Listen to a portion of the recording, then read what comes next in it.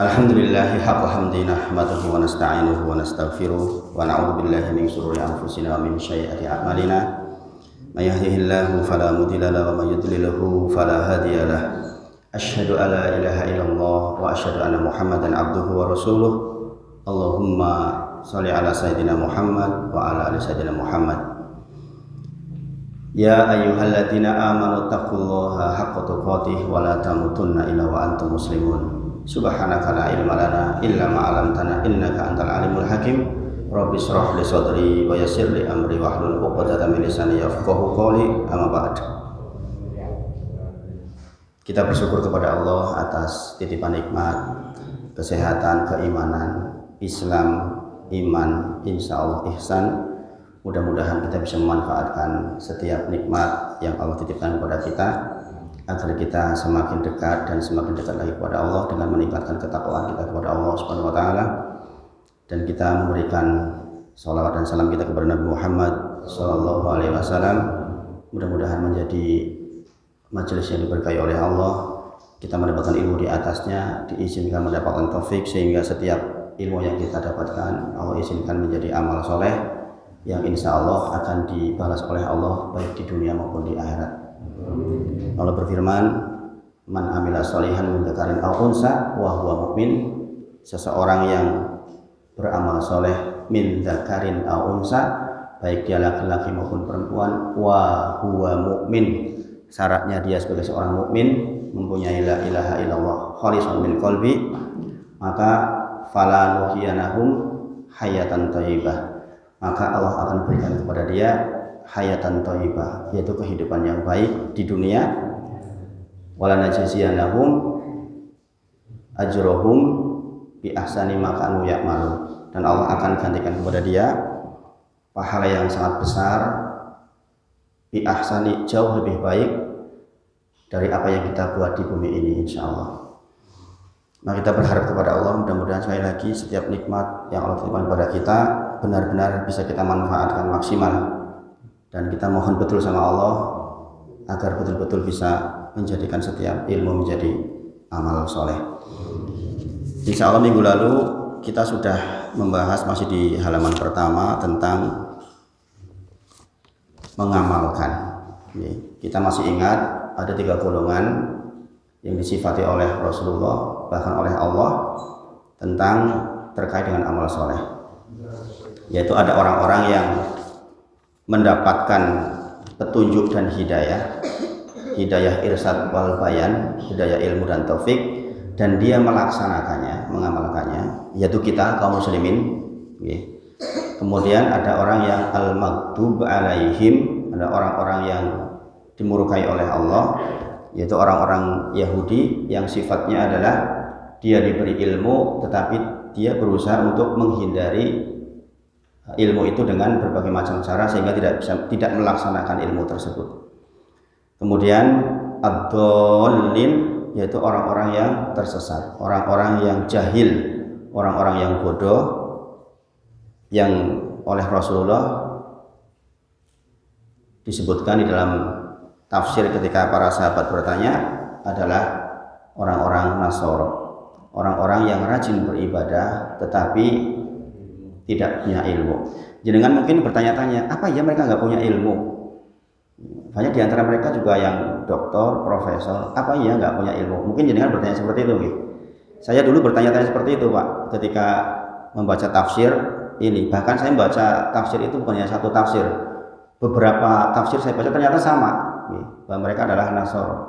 Nah, ternyata belakangan setelah berkembangnya media sosial yang semakin dahsyat, YouTube terbuka, kemudian berbagai macam fasilitas video, aplikasi video terbuka, begitu banyak yang menunjukkan bahwa betapa tidak berilmunya mereka.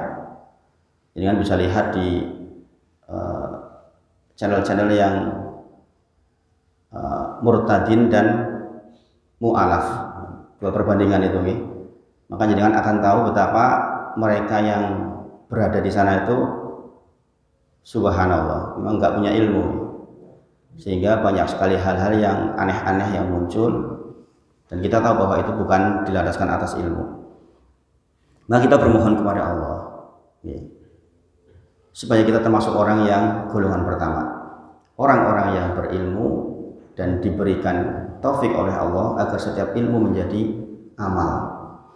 Ingat Bapak-bapak Ibu semuanya, kita waktunya hanya singkat di dunia ini. Maka para ulama menyebutkan betapa pentingnya setiap waktu di dunia ini, karena setiap yang kita lakukan di dunia ini investasi untuk di akhirat. Bahwa di akhirat itu penting, tetapi dunia ini adalah tempat menanam. Maka bagi yang sadar ini, maka setiap detik, setiap waktu itu rasanya kok eman-eman gitu kalau untuk tidak amal soleh. Setidaknya zikrullah itu selalu membasahi lisan kita.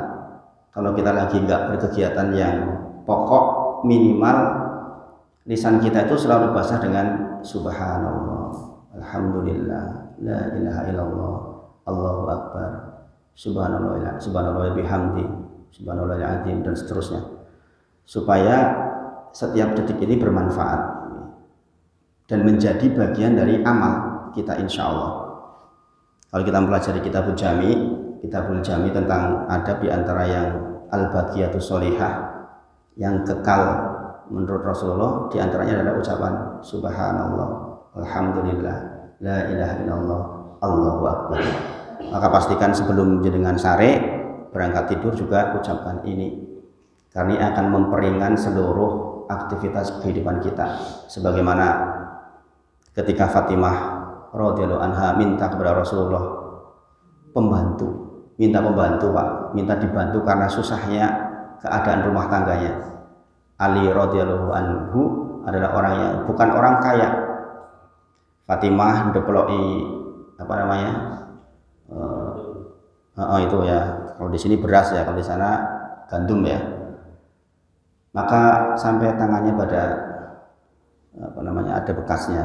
Maka Fatimah radhiyallahu anha minta kepada Rasulullah, ya Rasulullah, wahai ayahku, berikan saya pembantu supaya saya bisa melaksanakan ini semua lebih ringan.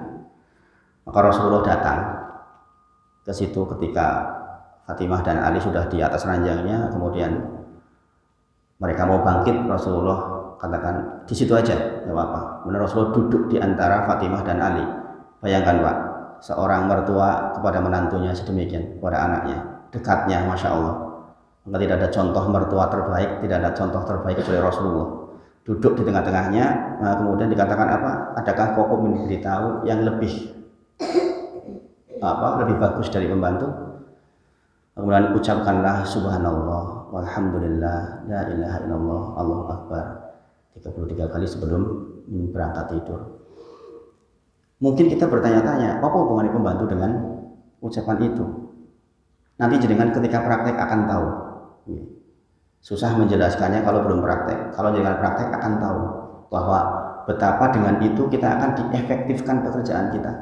Ada kan orang yang kelihatannya sibuk, rampung-rampung.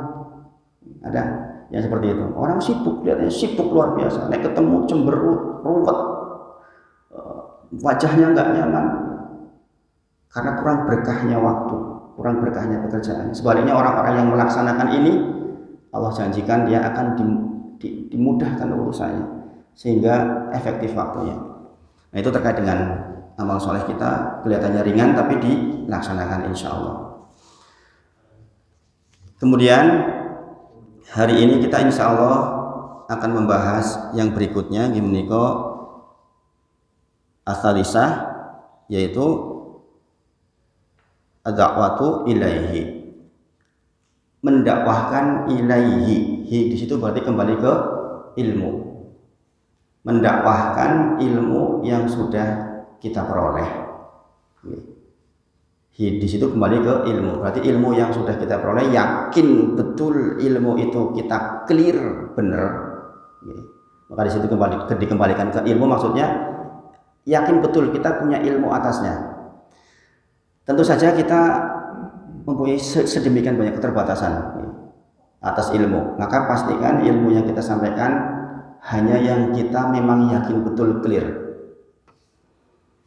Kalau jangan bertanya apakah saya menguasai banyak ilmu, belum, saya juga masih proses belajar, tapi insya Allah yang disampaikan sudah diklarifikasi dengan guru-guru, sehingga apa yang disampaikan insya Allah kita tentram di hati, nggak ragu-ragu. Maka terkait dengan dakwah berarti ilmu yang sudah masuk ke kita, sudah kita amalkan, baru kemudian kita dakwahkan. Nah, dalam hal masalah dakwah, kita harus mengukur dan menimbang keadaan kita.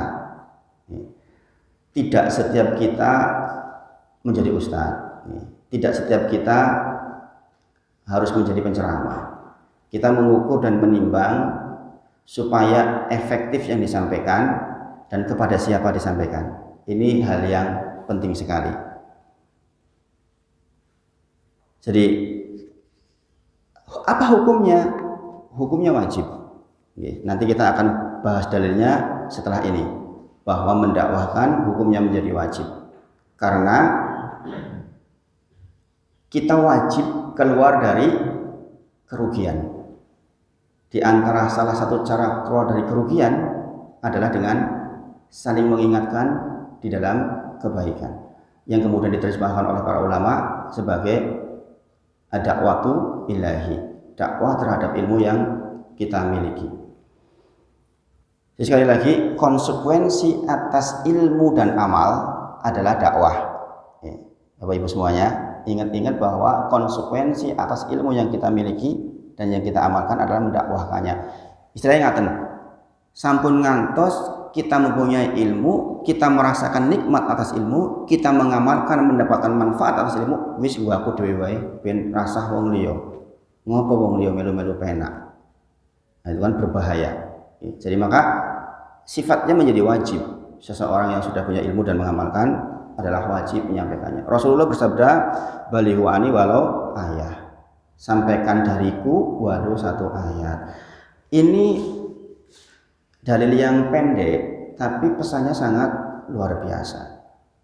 Karena man dalla ala khairihi, barang siapa yang memberikan jalan kebaikan, maka dia mendapatkan pahala sebagaimana orang menjalankan itu akibat yang kita sampaikan itu, tanpa mengurangi pahala orang yang berbuat.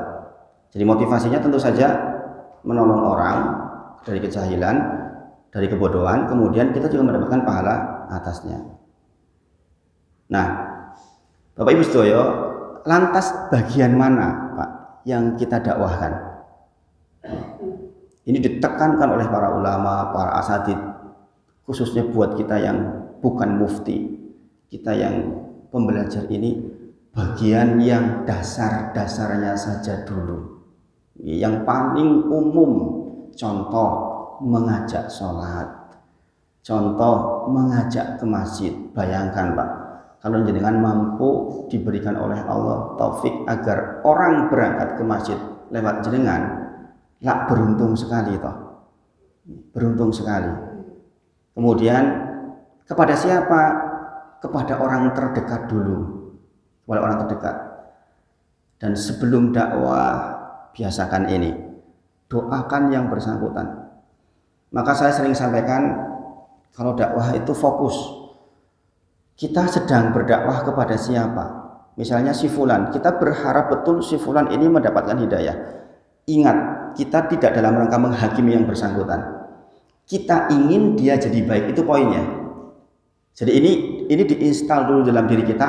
Kita ingin dia jadi baik.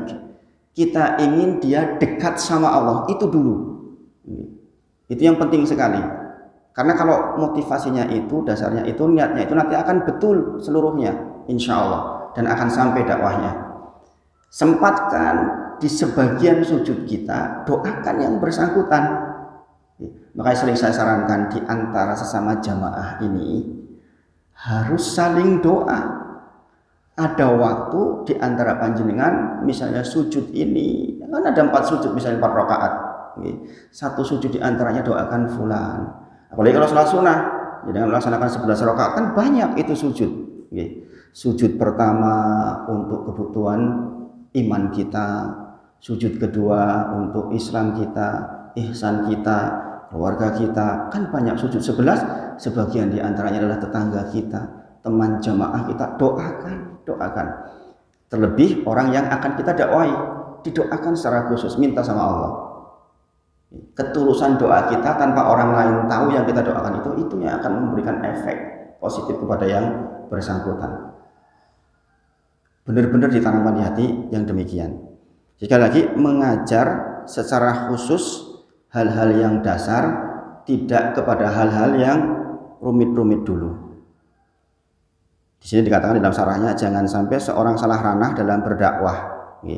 Sebagian orang baru mengetahui sedikit ilmu lalu berdakwah, berdebat di media sosial, berbicara secara detail mengenai suatu permasalahan, padahal dia belum memiliki ilmu yang lengkap, sehingga terjadi perdebatan yang debat kusir, ujung-ujungnya saling mencela. Dan ini banyak terjadi di media sosial, karena di media sosial kadang-kadang orang menggunakan akun atau nama yang berbeda. Dia merasa bahwa itu nggak diawasi oleh Allah, padahal dengan nama yang berbeda tetap ditulis oleh Allah kan, bahwa kita di akhirat akan dimintai pertanggungjawaban atas itu. Nggak mungkin enggak. Maka berhati-hatilah. Maka sekali lagi, dakwah ini wajib, tetapi timbang-timbang di bagian mana yang mampu kita lakukan. Bisa jadi loh Pak, yang sederhana mengajak ke masjid, mengajak ke majelis ilmu, itu akan lebih besar pahalanya ketimbang saya yang di sini. Karena bisa jadi lebih efektif. Terlebih kalau jenengan punya profesi, jenengan sebagai dokter misalnya, kan secara psikologis dia sudah bagus dulu kepada pasiennya, sudah dipercaya dulu oleh pasiennya. Gunakan itu. Misalnya contoh dikasih obat, jenengan sampaikan, ya ini kembalikan ke Allah saja, ini hanya sebagai sarana, tambahlah dengan subhanallah, alhamdulillah, la ilaha illallah, Allahu akbar. Itu mungkin akan lebih masuk ketimbang saya yang bukan dokter, atau apapun profesi panjenengan. Makanya sungguh dakwah ini bersama-sama. Dakwah itu nggak bisa dilakukan oleh 1-2 orang saja, tapi bersama-sama keseluruhannya. Kepada istri kita, kepada anak kita, mungkin lebih dekat namanya seorang ayah ketimbang seorang ustadz. Mungkin akan lebih dekat sebagai seorang ayah, dia bisa dekati, maka akan lebih masuk insya Allah. Sekali lagi, jangan berpikir rumit jauh-jauh tentang dakwah. Ketahuilah orang-orang terdekat kita sangat membutuhkan dakwah ini. Kemudian yang berikutnya adalah as-sabru alal adafi. Sabar terhadap adaf itu gangguan. Sabar terhadap gangguan. Yang keempat, Ar-Rabi'ah, yang keempat di mukadimah yang pertama di kitabnya dikatakan adalah as-sabru alal adafi. Sabar terhadap gangguan-gangguan yang akan timbul. Sabar di mana saja? Sabar ketika mencari ilmu, sabar ketika mengamalkan, sabar ketika mendakwahkan. Dan ini bagian penting sekali loh Pak. Bagian ini bagian yang teramat sangat penting. Kalau jenengan atau kita semua insya Allah mudah-mudahan tertakdirkan oleh Allah punya manzilah yang tinggi, kedudukan yang tinggi di sisi Allah. Ketahuilah Bapak Ibu sedaya, bahwa manzilah itu nggak bisa kita bayar dengan amal kita, sholat kita, kalaulah pun kita sepanjang hidup untuk sholat tahajud, untuk sedekah full 60 tahun, itu nggak akan kebayar manzilah yang tinggi di sisi Allah. Maka Allah datangkan cobaan-cobaan, adafi, gangguan-gangguan, yang dengan gangguan itu jenengan punya sabar. Sabar itu yang tanpa batas pahalanya. Nah ini yang akan menyesuaikan antara manzilah jenengan dengan apa yang harus jenengan lakukan. Makanya datangkan biasanya musibah, kesusahan, sakit. Kalau jenengan bersabar di atas ilmu, amal dan dakwah, sebenarnya mengurangi porsi musibah-musibah yang lain. Karena pada dasarnya kita disuruh sabar memang untuk mendapatkan manzilah yang baik. Saya yakin Pak, di zaman seperti sekarang ini masih ada orang-orang yang kayak jenengan berangkat subuh seperti ini. Itu orang-orang yang insya Allah saya berprasangka sangat baik kepada Allah bahwa orang-orang yang punya manzilah tinggi. Saya yakin jenengan berangkat ke sini bukan tanpa masalah, punya problematika, punya kesibukan. Sebagaimana saya sama, adalah orang yang normal yang diuji oleh Allah dengan berbagai macam hal. Tapi ketahuilah, dengan sabar itu kita akan mendapatkan manzilah yang tinggi. Maka di sini dikatakan di antara cara keluar dari kerugian adalah dengan sabar di dalam adafi. Di dalam ilmu, Imam Az-Zuhri rahimahullah ta'ala berkata, kita membiasakan mengambil ucapan para salaf nih Pak. Imam Ahmad mengatakan, kalau engkau menyampaikan sesuatu terkait agama, pastikan ada salafnya. Maksudnya pastikan di generasi yang 3 itu ada ucapan itu. Jangan kita mengucapkan bab agama yang kita nggak ada salafnya, yang orang dulu tuh nggak bicara tentang ini. Maka pastikan setiap ucapan kita terkait dengan agama dikaitkan dengan para salafus soleh. Di sini dikatakan oleh penulis, ucapan Az-Zuhri rahimahullah ta'ala berkata, man roma ilma, barang siapa yang ingin mendapatkan ilmu, jumlatan, sekaligus banyak. Sekali lagi diperhatikan ini karena biar kita sabar. Man romal ilma jumlatan, barang siapa yang menginginkan ilmu jumlatan, sekaligus banyak, maka kata Az-Zuhri, dhahaba anhu jumlatan, maka ilmu itu akan pergi sekaligus. Barang siapa yang menginginkan ilmu sekaligus, maka ilmu itu akan pergi sekaligus. Fa innama yu'khadhu ilmu, sesungguhnya mencari ilmu itu, perjalanan mencari ilmu itu alal maril ayyami wal laili. Perjalanan mencari ilmu itu perjalanan berhari-hari dan bermalam-malam. Kalau zaman sekarang butuh waktu panjang maksudnya. Kalau dulu memang betul-betul perjalanan jauh, berhari-hari bermalam-malam.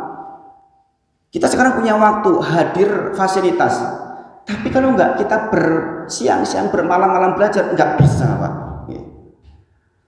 Saya mau ceramah seperti ini juga belajar, murojaah lagi, dibaca lagi, dan demikianlah sifatnya ilmu. Maka sekali lagi, man roma ilma jumlatan, barang siapa yang ingin mendapatkan ilmu sekaligus, ketahuilah para ulama sudah membuktikan maka ilmunya akan pergi sekaligus pula. Maka sabar di dalam mencari ilmu seperti ini, sabar, masukkan sedikit demi sedikit, dirasa, dipahami, dilaksanakan. Kalau yang sudah masuk dilaksanakan, insya Allah mengantarkan kita ke surga, Pak. Mungkin kita tidak akan menjadi ahli ilmu yang sangat luas, tapi yang sudah masuk, diresapi, dipahami, lakukan. Maka ada orang yang ilmunya barokah, kita rapat pinter, tapi masya Allah barokahnya luar biasa. Dia ilmunya kelihatan dalam kehidupan sehari-hari. Efek dari ngaji itu kelihatan betul. Dan jenengan pasti bisa merasakan tentramnya hati ketika jenengan melaksanakan. Coba nanti jenengan mulai rasakan betul di hari-hari panjenengan setelah mengamalkannya. Setiap ilmu yang jenengan miliki. Kemudian di dalam syarahnya dikatakan tidak mungkin seorang belajar semua ilmu dalam waktu singkat dan menguasainya. Akan tetapi dia harus mempelajarinya dengan sabar setiap hari dan setiap malam, sedikit demi sedikit. Seperti seseorang yang hendak berbicara masalah nikah, maka tidak bicara dulu tentang poligami sebelum tentang rukun nikah, kemudian berumah tangga yang betul, bagaimana dengan istri, bagaimana muamalah dengan anak. Urung ngopo membahas masalah poligami misalnya, bubar. Kenapa? Karena nggak runtut, nggak urut, nggak sedikit demi sedikit. Justru yang seperti itu akan berantakan dan hilang.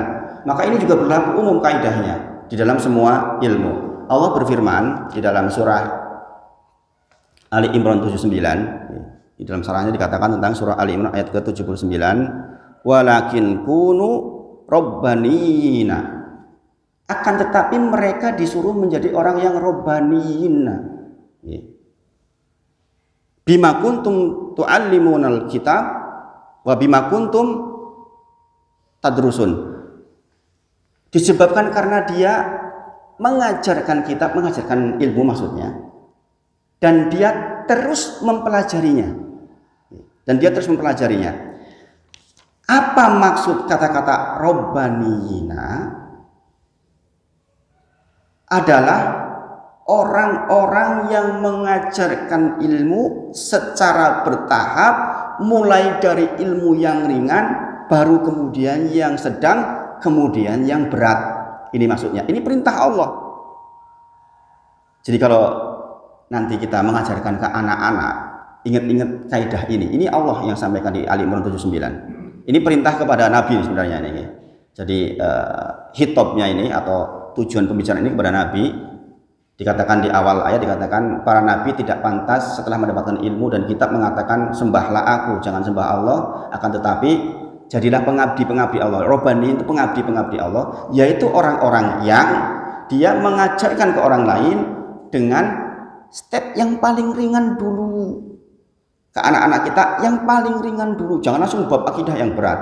Makanya yang dipelajari pertama di pondok itu adalah usul salasah. Ini akidah yang paling ringan di antara yang ada. Di antara yang ada ini yang paling ringan, yang paling mudah dipahami dan diikuti insya Allah. Kata Al-Imam Bukhari rahimahullah ta'ala, wa yuqalu robaniin itu adalah, dikatakan robaniin adalah orang yang mentarbiyah masyarakat dengan ilmu kecil sebelum ilmu-ilmu yang besar. Bisigoril ilmi qoblal kibarihi, dengan ilmu-ilmu yang ringan, yang simpel sebelum yang kibar. Makanya Pak, kalau jenengan mau membaca sendiri kitab-kitab, cari yang ringan-ringan dulu, jangan yang tebel-tebel dulu. Tafsir, jangan langsung tafsir Ibnu Katsir, berat. Tafsir Jalalain itu lebih ringan, lebih mudah. Tafsir Depak juga butuh dibaca. Mungkin akan lebih dekat dengan apa yang ada di Indonesia. Jangan langsung yang ke kitab-kitab kibar. Makanya belajar hadis pun hadis arba'in dulu, yang 40 itu. Yang 40 dulu dipelajari, baru naik ke Umdatul Ahkam yang 400, baru naik ke Bulughul Maram yang jumlahnya sangat banyak. Riyadhus Shalihin, tapi yang 40 dulu. Saya yakin Pak, kalau jenengan menguasai betul hadis yang 40 itu aja, kemudian jenengan sudah mengamalkan, insya Allah berbuah surga insya Allah. Makanya hadis arba'in itu harus kita hafalin. Kalau bisa. Yang nomor 1 adalah innamal a'malu binniyat wa innamal likulli imrin ma nawa. Itu tentang niat. Kemudian yang kedua tentang tingkatan-tingkatan dalam Islam.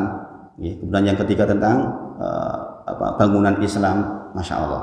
Kalau 40 kita kuasai, insya Allah baru naik yang berikutnya. Nah itu robani dan itu perintah Allah Pak.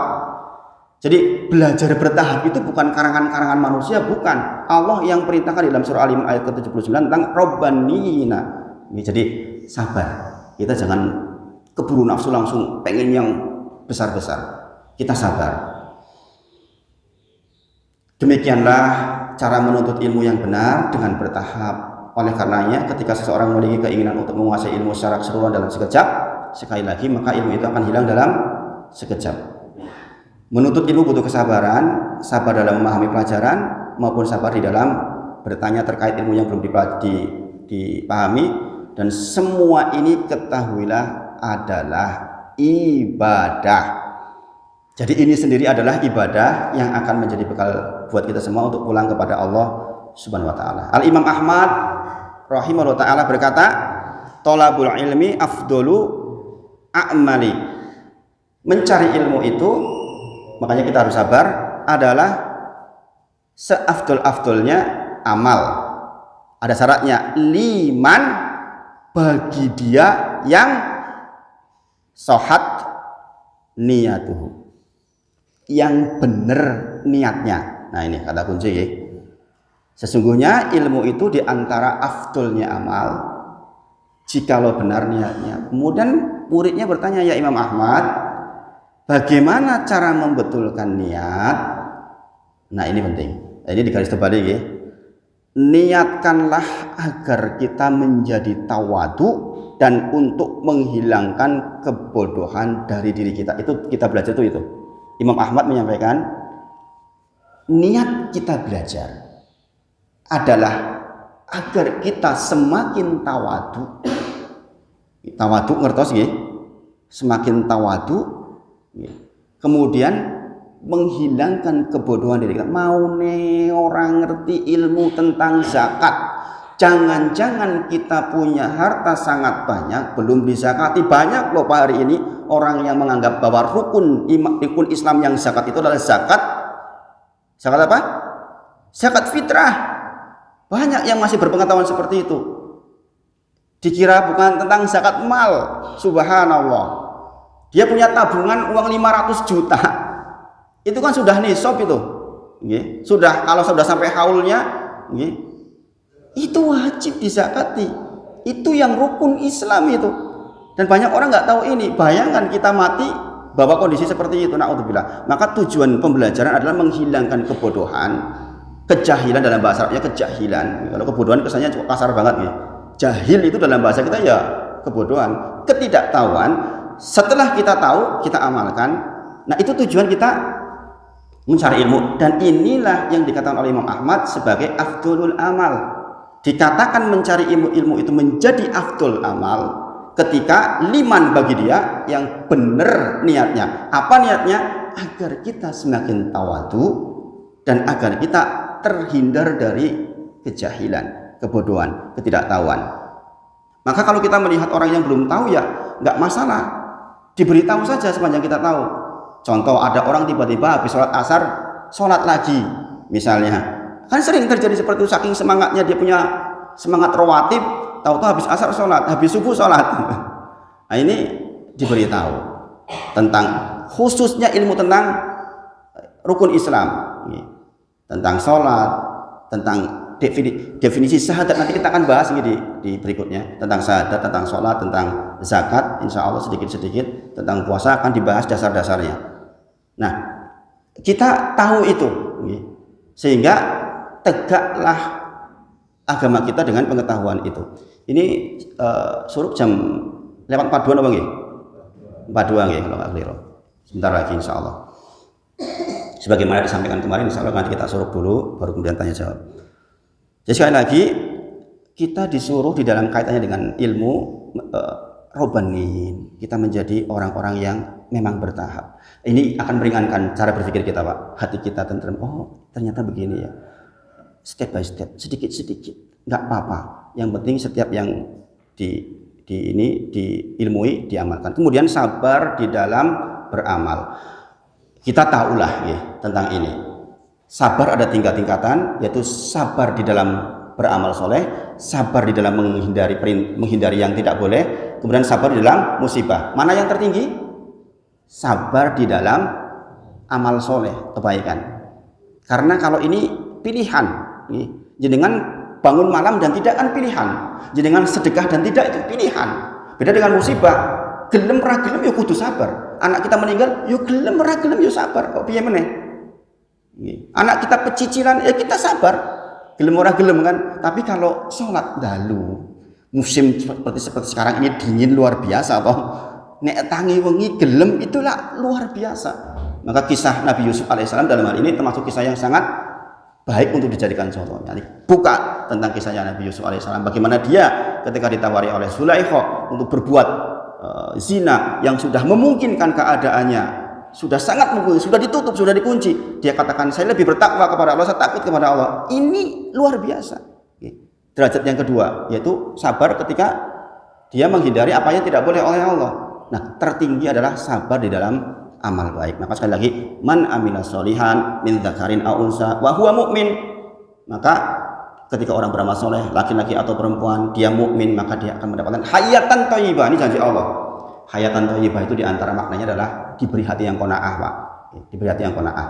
Hati yang qanaah itu hati yang tentrem, dia menerima, enggak gegeres, enggak hasad, tentram, enak, nyaman, itu hayatan thayyibah. Kemudian sabar di dalam berdakwah. Nah, ini juga tantangannya luar biasa. Saya sampaikan satu saja dari Quran surat Luqman ayat 17. Ketika Luqman berpesan kepada anaknya, wa'mur bil ma'rufi wanha 'anil munkar. Sampaikanlah sesuatu yang bersifat kebaikan dan cegahlah kemungkaran. Wasbir ala ma asabak. Kata Luqman, wasbir ala ma asabak. Sabarlah terhadap apa-apa yang bakal menimpamu. Ini penting sekali nih. Udah diingatkan dalam Al-Quran. Kita menyampaikan sesuatu itu, kita kan inginnya baik, tapi belum tentu diterima baik. Saya sampaikan satu cerita. Suatu ketika saya pernah ceramah tentang apa? Jamaah berangkat sholat Jumat itu sebelum khotib naik mimbar, Ini kata-kata seperti ini, Pak. Ada orang bawa parang ke saya tuh. Kebayang nggak coba? Nggak kebayang. Sampai didatangkan polisi, subhanallah. Jadi saya di itu ada polisi, ada seluruh kepala desa dan perangkatnya mendatangkan orang ini masalahnya apa kok sampai bawa parang? Ditanya, lah ini ustadznya menyinggung apa? Wong saya berangkat setelah khotib naik mimbar kok berkali-kali diucapkan datang sebelum naik mimbar, subhanallah. Coba kebayang nggak kayak gitu? Sampai polisinya mengatakan, polisi kasihan sini mengatakan apa? Mas, kalau itu yang disampaikan ustadz lain di masjid lain itu biasa kayak gitu sebulan 4 kali. Subhanallah. Jadi wasbir ala ma asab. Jadi saya memahami ayat ini tuh waktu itu. Oh, ini tuh kayak gini aja bisa jadi masalah. Bayangkan, nggak kebayang sama sekali sedikit pun. Subhanallah. Jadi sabar. Jangan akan mendapati hal-hal yang mungkin nggak terduga sama sekali sebelumnya. Nah ini waktunya sudah masuk ke suruk, dicukupkan sampai di sini dulu. Sekali lagi sabar Pak, sedikit demi sedikit perubahan kita. Ini perintah Allah. Menjadi robaniin adalah ibadah tersendiri. Insya Allah kita diberi kesabaran oleh Allah dan mudah-mudahan diberi umur kita sehingga kita bisa mendapatkan lebih banyak lagi dan mendapatkan Ramadan lagi dengan itu semua. Dari saya cukup sekian, saya kembalikan ke pembawa acara. Wa akhiru da'wana alhamdulillahirabbil alamin. Assalamualaikum warahmatullahi wabarakatuh. Waalaikumsalam.